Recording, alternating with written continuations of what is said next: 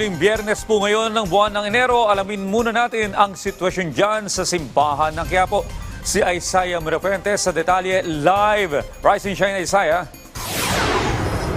Rise and shine, Audrey. Alam mo ngayong Friday morning, tila kailangang pag-isipan kung mag-uulam kayo ng karneng baboy dahil ang presyo nito napakamahal.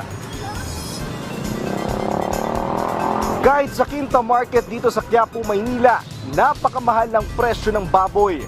Matumal din ang bentahan kaya ang mga nagtitinda ay umaaray na rin. Nagsimula raw ang tumaas ang presyo nito noong pagpasok ng taong 2025. Halos walang mintis daw ang taas ng presyo araw-araw. Ayon sa mga nagtitinda, 5 piso hanggang 10 piso ang galon ng presyo nito halos araw-araw. Simula nang pumasok ang taon, umakyat na sa halos 100 pesos ang itinaas ng presyo ng baboy dito sa Quinta Market. Halos walang pagkakaiba ang presyo nito sa ibang mga pamilihan. Ang presyo ng laman ng baboy nasa 390 pesos ang kada kilo. Ang pigi naman ay nasa 390 pesos rin.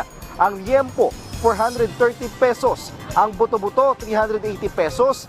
Ang pata, 340 pesos. Ang pisngi ng baboy ay nasa 340 pesos rin, habang ang giniling naman ay nasa 380 pesos.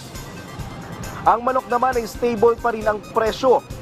Ang isda naman, ang bangus 250 pesos, tilapia 180 pesos, galunggong 320 pesos ang kada kilo, tambakol 360 pesos ang kada kilo, ulo ng salmon 270 pesos, tamban 120 pesos at ang pusit ay nasa 500 pesos.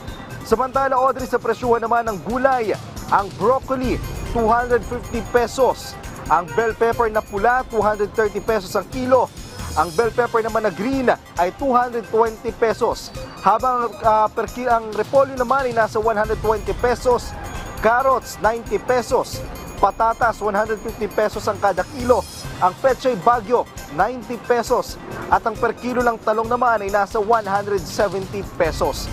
Samantala, dahil Quiapo Day ngayon, nagsana rin ang mga nagsisimba ngayong umaga dito sa Quiapo Church. Ang ilan sa mga nagsisimba ay nagmula pa sa malalayong lugar gaya ng Bulacan at Cavite. Hanggang sa labas nga ng Quiapo Church ay may mga nakatayo na para makinig ng misa. Alam mo, Audrey, dito ngayon sa Quinta Market, mas marami ring mga namimili sa labas mismo nitong Quinta Market dahil sinasabi nila mas mura nga daw ang bentahan dito sa labas dahil sa loob ng Quinta Market ay kailangan pa magbayad ng mga nagtitinda ng upa. Habang ang dali naman ng trapiko dito hanggang sa mga oras ito ay nananatili pa rin maluwag. At yan muna ang update mula dito sa Maynila. Balik mula sa iyo, Audrey. Maraming salamat, Isaiah Mirafuentes.